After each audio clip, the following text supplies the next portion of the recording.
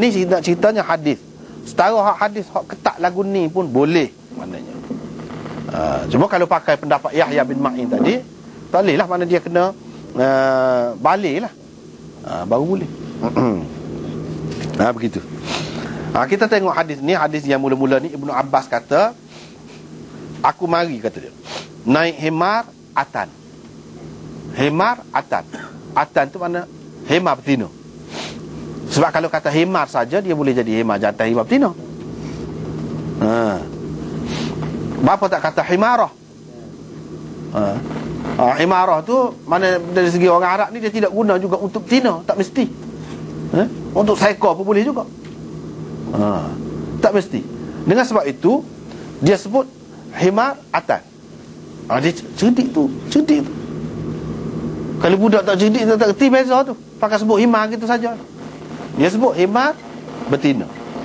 Atan tu khusus untuk himar betina. Perkataan. Kalau hak betina hak lain dia tak sebut atan. Atan ni himar betina. Dia sebut himar. Lepas tu himar betina. Dia ada maksud tu. Ada maksud. Dari segi hukum tu ada. Aku pada ketika itu dekat balik. Mana tak balik lagi. Dekat balik. Rasulullah sallallahu alaihi wasallam sedang sembahyang di Mina, tidak menghadap kepada dinding. Aku lalu di hadapan sebahagian saf, kata dia, dan melepaskan atan itu, melepaskan himar betina itu di hadapan sebahagian saf. Aku pun masuk dalam saf. Tidak ada siapa pun bantah ataupun tegur perbuatan aku itu. Tidak ada siapa pun tegur. Dan hak ni dia cerita ni, pengalaman dia, peristiwa yang berlaku sebelum daripada dia balik. Dia cerita selepas balik. Orang pakai, ulama pakai berapa banyak hukum orang keluar daripada hadis ni. Tu Imam Bukhari nak ayatnya. Maknanya hadis yang diriwayatkan oleh budak, dia terima pada masa tu, hak berlaku kepada dia tu sebelum dia balik lagi, kita boleh pakai. Boleh jadikan hak tu sebagai sumber untuk kita buat keluar hukum. Itu dia nak cerita. Gapo dia hak hukumnya di sini? Banyak Sebab tu Imam Bukhari beberapa kali dia amari hadis yang sama, tapi maksud dia lain-lain. Itu cara dia dah. Tak payah tengok hadis lain lah, hadis ni saja. Tapi boleh maksud ni, boleh maksud ni, boleh maksud ni, boleh. Umpamanya di sini, satu, naik hemar ni boleh. Naik hemar boleh. Hemar adalah kenderaan. Walaupun ia binatang, walaupun dia berak, dia kencing, dia apa, boleh jadi terkena najis, kita boleh naik. Dan bila kita naik tu, kita tidak wajib usul dah. Inilah kaedah ulama kata tak wajib usul setengah-setengah perkara tu. Ngecik kau, kena kau, dah tak jelas, kita tak nampak. Hak zahirnya belakang dia tu cuci. Kita tak payah basuh sebelum nak. Adakah dia basuh? Tak ada wajib. Maknanya asas binatang tu asalnya cuci, kecuali kalau kita nampak kotor, baru tak boleh. Dia naik himar, satu, boleh binatang. Jadi ada kaum ini termasuk dalam menyeksakan binatang. Himar ni kecil. Kalau budak naik tu nasabah juga. Nabi pernah naik naik gendong dengan Usama, 2 orang. Tu orang tua dah kita kata. Boleh. Apakah termasuk dalam menyeksa binatang? Tak. Sebab dia ni, himar ni walaupun dia kecil, gagah. Tempat kita ni tak apa nampak himar ni, tak ada ni. Kuda padi ya, kecil kali. Kuda padi ya. Kuda padi. Himar ni lain, himar ni. Dia kecil, tapi gagah. Maknanya kita naik waktu tak apa. Satu, hemar ni bukan hemar jantan saja boleh naik. Hemar betina pun boleh. Hemar betina pun boleh. Takut kita kata betina ni jadi dia kurang gagah sikit. Jauh. Asalkan dia mampu, dia boleh, tak apa. Dan kita naik gendong kenderaan, tak apa. Sini tak ada lah, tapi dalam riwayat lain ada sebut. Mana? Naik gendong, naik kenderaan, tak apa. Sepemutu, bersikar, kita kata kalau zaman sekarang ni, boleh naik gendong. Asalkan gerak lah. Hemar tu tidak termasuk di dalam kita buat nyanyi ke dia. Memang Allah SWT buat untuk kemudahan kita. Sekarang ni orang tak guna, tak apalah, guna benda lain. Mutu ke apa selagi boleh terima lah. Kalau naik ramah sangat sampai jadi kepek tayar tu dah, tak boleh juga. Walaupun tidak jadi nyanyi, moga dia tidak bukan hidup tapi banyak rosak lah lagu tu, rugi kita juga. Itu yang kedua. Yang ketiganya, Rasulullah SAW sembahyang di Mina tidak menghadap kepada dinding. Makna tak ada sutra, tak ada penghadap. Boleh seseorang itu sembahyang dalam keadaan tak ada penghadap, boleh. Maknanya, misalnya kita kata ini dinding, kita sembahyang menghadap ke dinding, itu makna dinding itulah jadi sutrahnya. Sutrah tu penghadap. Mana kalau orang lalu depan pada tu, tak apalah. Kalau lalu kat celah tu tak boleh. Lepas tu penghadap sutrah dia panggil dalam istilah fiqh, dalam hadis pun sebut gitu juga. Dia panggil sutrah. Makmum ni tak ada dah sutrah dia. Imam tu lah sutrah dia. Nak ceritanya tak apa. Kalau sembahyang ni tak ada kita pacok gapo-gapo, kita letak gapo-gapo ke depan, tak ada, kosong pada pasir. Misalnya kita kata gitu, tak apa. Boleh juga sembahyang tanpa sutra, boleh. Ada juga, ini satu pendapat. Satu lagi pendapat dia kata sembahyang tidak menghadap ke dinding bukan bermakna tidak ada sutra. Sutra tu ada tapi bukan berupa dinding. Biasanya Nabi SAW pacok gapo-gapo.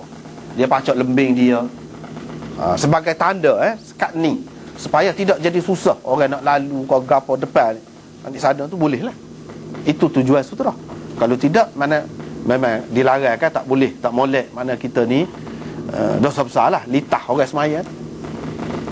Ibnu Abbas nak cerita di sini hukumnya kepada dia. Hak lagi hukum lagi. Satu, boleh semayang dengan sutra dia tu tak ada langsung, ataupun ada bukan dinding, lain boleh juga. Seterusnya apa dia lalu depan sebahagian saf. Kok depan tu dia lalu jauh lah depan sebahagian saf. Jadi saf ni kan panjang, saf ni panjang, Nabi duduk tengah ni, saf ni panjang, dia lalu sebahagian daripada saf tu. Dia pun tinggal lepas hema dia tu pergi makan, dia pun masuk dalam saf. Masuk daripada depan. Masuk daripada depan. Mana duduk depan, dia mari duduk dalam saf. Maknanya orang yang duduk depan tu, dia bukalah sikit, bagilah ruang sikit.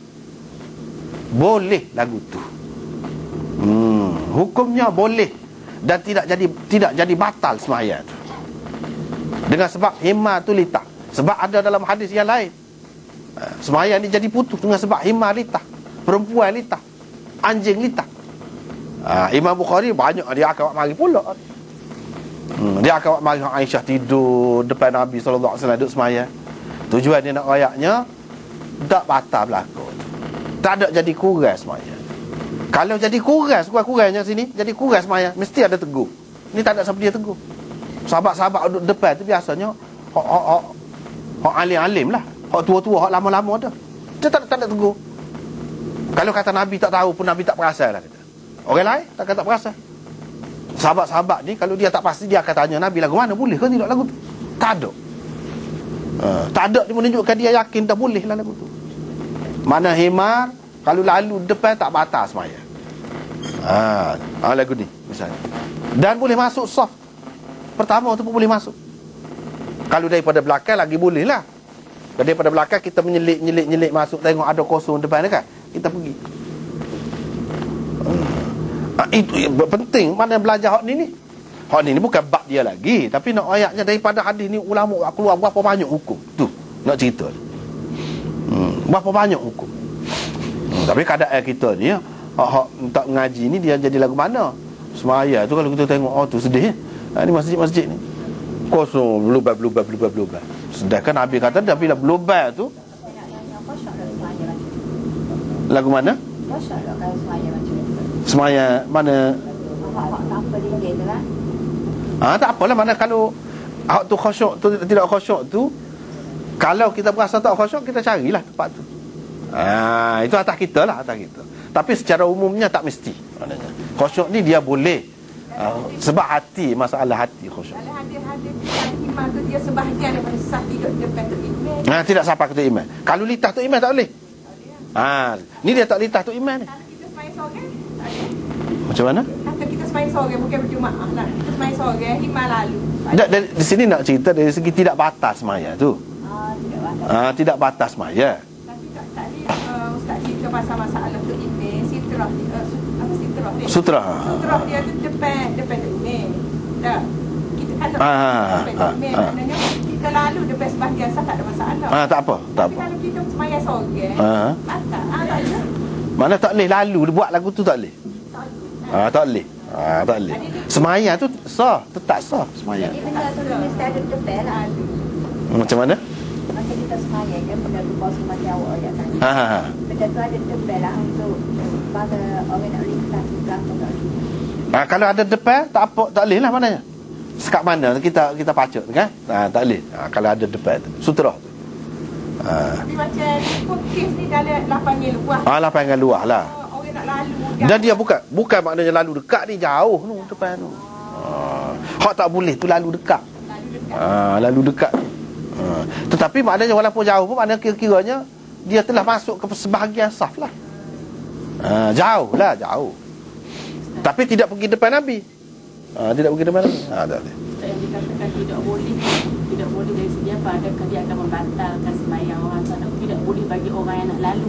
Tidak boleh bagi orang yang nak lalu tu. Tapi di sini boleh ni. Sebab apa? Sebab dia jauh. Dan dia bukan lalu depan tu imam, depan makmum. Boleh. Begitu.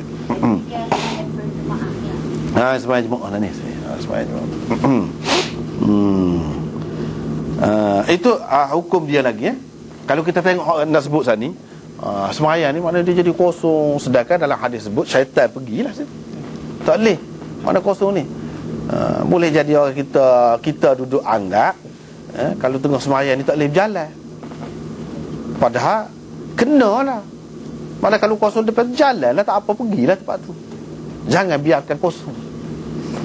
Jangan biarkan kosong. Ni hak penuh dah, dia boleh pergi lagi ni. Hak penuh. Sebab dia lalu ke depan, jadi orang hak depan tu dia kena bagi ruang lah sikit. Bagi ruang. Masuk dari depan lah. Masuk daripada depan. Kalau daripada belakang tu lagilah boleh. Lagilah boleh. Dia ada kecuali juga kan. Masalah litah ni kecuali dalam keadaan darurat, walaupun dekat tak apa. Ada. Tak apa, tak apa. Sebab kalau kita nak pergi ikut belakang dia jauh sangat. Dan boleh jadi akan jadi mudarat lagi. Lebih banyak. Misalnya kalau orang cerah perut lah, kita cerah perut kita kata dah.